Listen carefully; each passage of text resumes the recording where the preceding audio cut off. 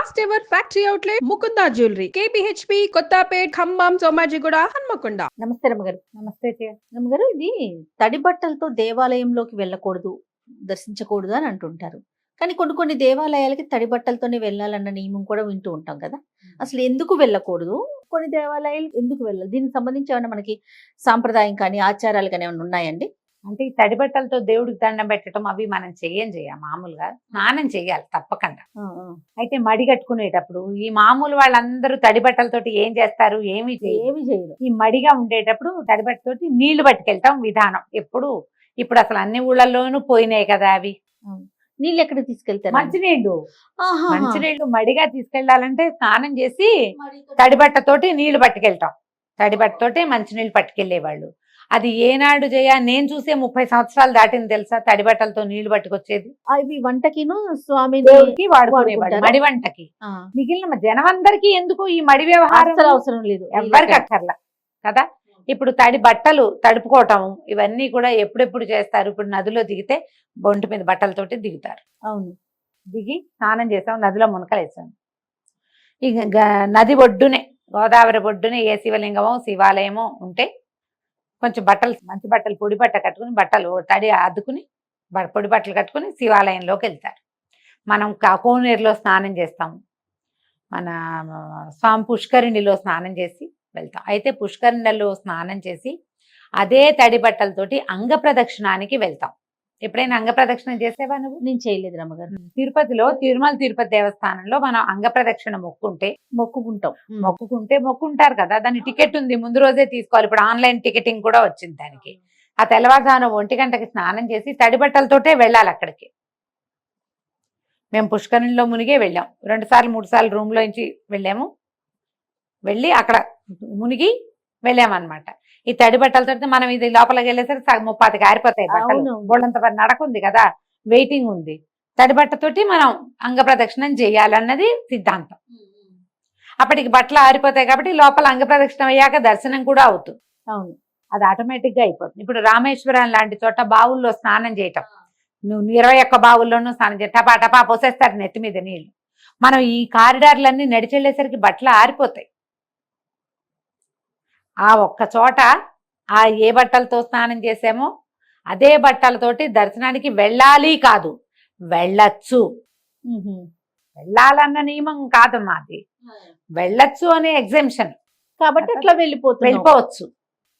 వెళ్ళాల్సిందేనని ఏం లేదు. అవి కూడా మొక్కులు ఉంటాయట ఆ ప్రాంతంలో. ఓహో, తడి బట్టలతోనే వస్తామని దండం పెట్టుకుని అలా మొక్కుగా తీర్చుకుంటారు. తడి బట్టలతోటి వెళ్ళి దండం పెట్టుకోవటం. నీకు శక్తి కావాలి, తడి బట్టలతోటి నడవాలంటే చలేస్తుంది, ఇబ్బందిగా ఉంటుంది, బట్టలు కాళ్ళకు పట్టుకుంటాయి.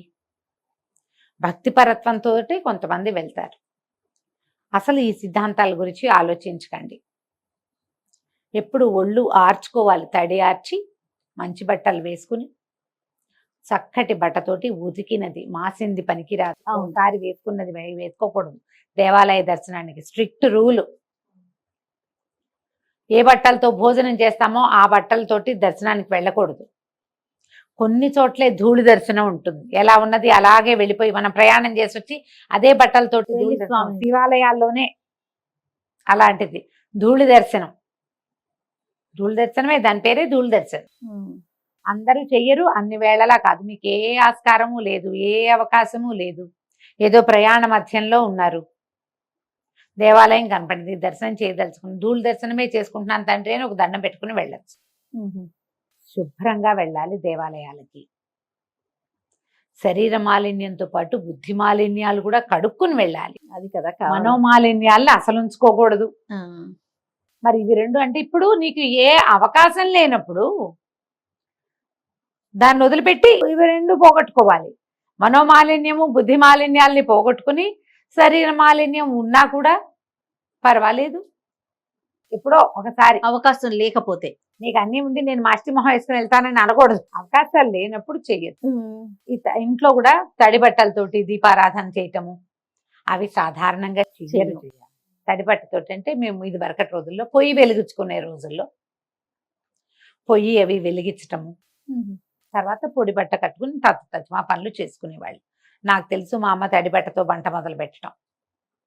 మా విద్యకై మా మూడో అక్కయ్య కూడా ఆవిడకి చాలా వీరమడే ఉమ్. తను కూడా చేస్తుంది అట్లాగే పొయ్యి వరకు చేస్తారా రమ్మగారు? కొద్దిపాటి పని చేస్తారు ప్రసాదాల వరకు.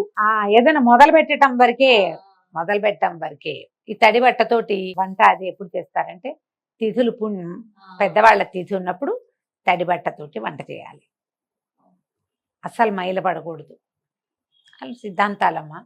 లేదా పైన ఆరేసిన బట్టలు, ఇప్పుడు మడి బట్ట ఆరేసి ఉండాలి, ఏదైనా విడిగా ఆరేసి ఎవరు ముట్టుకోకుండా ఉన్న బట్ట కానీ పట్టు బట్ట కానీ ఉంటే అవి కట్టుకుంటారు. అవి లేవనుకో, అవి కుదరలేదనుకో తడి బట్టతోటి. దేవతార్చన వంట అంతా తడి బట్టతోటి చేసేవాళ్ళు చాలా తక్కువ, అప్పుడే తక్కువ, ఇప్పుడు అసలు ఈ కాలంలో లేనే లేదు. ఆరేసిన బట్ట కట్టుకోవాలి, మడిగా ఆరేసుకున్నది పనికొస్తుంది. మడుగు ఇదంతా మడి వ్యవహారమేనమ్మా, సార్వజనీన వ్యవహారం కానే కాదు. ఎక్కడి నుంచో తెస్తారు ఇవి ఒక పాయింట్లు మన వాళ్ళు. నేను ఇది చెప్పంగానే అందరూ మేము కూడా అలాగే చేస్తామని మొదలు పెట్టద్దు, ఇది చేయకూడదు ఈ పని. ఎవరి పద్ధతి ప్రకారం వాళ్ళు చేసుకోండి హాయిగా. ఇప్పుడు మనం దేవాలయాల దర్శనానికి వెళ్ళినప్పుడు రమ్మగారు కొన్ని నదులు ఉంటాయి, ఇందాక మీరు అన్నట్లుగా. ఫర్ ఎగ్జాంపుల్ మన విజయవాడ కృష్ణా నది ఉంటుంది, అమ్మవారిని దర్శించుకునే ముందు అవకాశం ఉంటే నదిలో స్నానం చేస్తాం, ఖచ్చితంగా బట్టలు మార్చుకుంటాం కదా రమ్మగారు? నది స్నానం చేసి లేదా పుష్కరిణి, కోనేరు, స్వామివారిది, అయ్యవారిది ఏమైనా ఉంటే ఇప్పుడు మహానందికి వెళ్తాం, అక్కడ అక్కడ అంతే స్నానం చేస్తాం కదా, బట్టలు మార్చుకుని దర్శనానికి వెళ్ళాలి. మీరు అభిషేకం చేయటానికో దేనికైనా ఏమైనా కొన్ని ప్రత్యేక పూజలకి ఈ విధానము అనుసరించాలి అంటే చెయ్యాలి తప్ప సార్వజనీన వ్యవహారం అదైతే కానే కాదు. దాని గురించి ఆలోచించద్దు. పైగా ఇప్పుడు మనం ఉండే ఈ అపార్ట్మెంట్లలోనూ అక్కడ ఈ తడి బట్టలతోటి ఏం తిరుగుతాను చేయి, ఫ్లోరింగుల మీద కాలు జారి పడతారు. అవునా కాదా? ఎంత శ్రద్ధ కావాలి దానికి. అలాంటివి ఏం పెట్టుకోవద్దమ్మా. స్నానం చెయ్యండి తప్పకుండా. దేవాలయ దర్శనానికి స్నానం చేసి వెళ్ళాలి. గుళ్ళోకి వెళ్ళాలంటే నెత్తి మీద నీళ్ళు పోసుకోవాల్సిందే. ఇలాంటివి ఉంటాయి చాలా మందికి. వివాహితలైతే పుణ్య స్త్రీకి తలస్నాన నియమం లేదు, ఏ జాతిలోనూ లేదు. పసుపు రాసుకుని స్నానం చేయండి పొద్దునే. మీకు అవసరము తలంటి పోసుకొని 4 రోజులైంది తల మురిగ్గా ఉంది అనిపిస్తే తలంటి పోసుకోవాలి తప్ప తల రుద్దుకోవాలి కానీ, లేకపోతే అవసరం లేదమ్మా. పసుపు రాసుకుని స్నానం చేయండి. మొన్న అప్పుడెప్పుడో ఎక్కడో పార్టీకి వెళ్ళి కట్టుకుని కాసేపు కట్టుకున్నాం కదా అని మడత పెట్టి హ్యాంగర్ తగిలిచ్చిన చీర కట్టుకుని గుళ్ళోకి వెళ్ళకండి. వాటితో పూజ కూర్చోకండి. ఉతికింది లేదా కొత్తది ఉతకని బట్టని కట్టుకోవద్దు, కట్టి విడిచిన దాన్ని కట్టుకోకూడదు. పూజకి పనికిరాదు, దేవాలయానికి పనికిరాదు. మీరే పెళ్ళికో పేరంటానికో వెళ్తారు, ఏం పర్వాలేదు, ఏం కాదు. వీటికి మాత్రం పనికిరాదు. పీటల మీద కూర్చుంటాం, ఏదైనా పూజ చేసుకోవడానికి కూర్చుంటాం, మనమే సత్యనారాయణ వ్రతం చేసుకుంటాం, అప్పుడెప్పుడో కట్టిపెట్టిన చీర కట్టుకోవద్దు. భోజనం చేస్తే ఆ బట్టలు కట్టుకుని పనికిరాదు. కొంచెం బాత్రూమ్కి దానికి వెళ్తాం, అవి పనికిరావు. మీ మడి అంటే ఇందులో శుద్ధత చాలా ఇంపార్టెంట్, ఇది పెట్టుకోండి. అంతేగాని తడి బట్టలు కట్టుకుని వెళ్ళాలా, గుళ్ళోకి వెళ్ళి తీరాలా, వెళ్తే మంచిదా, వెళ్తే అదేదో వస్తుంది, ఏం లేవాలంతా. సో తలస్నాన నియమం కూడా పుణ్యస్త్రీకి లేదు. తిట్టద్దు మరి. మగవారు పిల్లల పరిస్థితి రమ్మగారు, వాళ్ళు చేయాలని అట్లా అసలు ఉండదమ్మా. పిల్లలకి అసలు ఏమీ లేదు, పిల్లలకి మగవారికి మగవారికి అయితే ఉంటుంది. ఇది ప్రతిసారి మనం ఈ ప్రశ్నలు రైజ్ చేసినప్పుడల్లా నాకే విసుగోని, ఎందుకు ఇవన్నీ చెప్తాం మనం అని మళ్ళీ చెప్పాల్సి వస్తుంది. మగవారికి స్నాన నియమం ఉంటుంది, తలస్నాన నియమం ఉంది. దర్శనం చేసుకునేటప్పుడు తలస్నానం చెయ్యాలి అని నియమం అయితే ఉంది మనకి. స్త్రీలకు ఆ నియమం లేదు. ఎందుకంటే మీరు ప్రతిదానికి ఒక అమెండ్మెంట్ ఏదో ఉంటుంది. ఆడవాళ్ళకి తల ఆరదు జయ తొందరగా, మగవాళ్ళకి తల ఆరిపోతుంది, నువ్వు గమనించు. అవును, అందుకని పెట్టలేదంట. వీళ్ళకి జబ్బు చేస్తుందమ్మా, వీళ్ళు మూలపడతారు. పాయింట్ అర్థం అవుతోందా? ఇదివరకు ఈ పుణ్యస్త్రీలో ఎందుకు చెప్తారంటే పూర్వము తల ఉండేది కాదు, పుణ్యస్త్రీలు కాకపోతే తలలు ఉండేవి కాదు. నాకు ఆ క్వశ్చన్ రేజ్ అయింది మనసులో, ఇదేంటి పుణ్యస్త్రీలే తల స్నానం చెయ్యనక్కర్లేదు అంటున్నారు అనుకున్నాను. బట్ కానీ వీడియోలో అడగకూడదు అనుకున్నాను రమ్మగారు, ఎందుకు ఈ పాయింట్ చెప్పారని. దాంపత్య జీవితం ఉంటుంది కాబట్టి వీళ్ళకి, అలాంటప్పుడు స్నానం చేస్తే గానీ పనికిరాదని పెచ్చలు చాలా ప్రబలినాయి.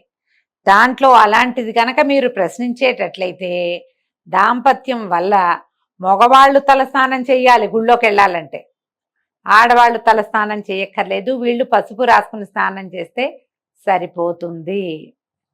ఇదే పాయింట్. అంతే, వెరీ క్లియర్. థ్యాంక్ యూ రమ్మ గారు, నమస్తే.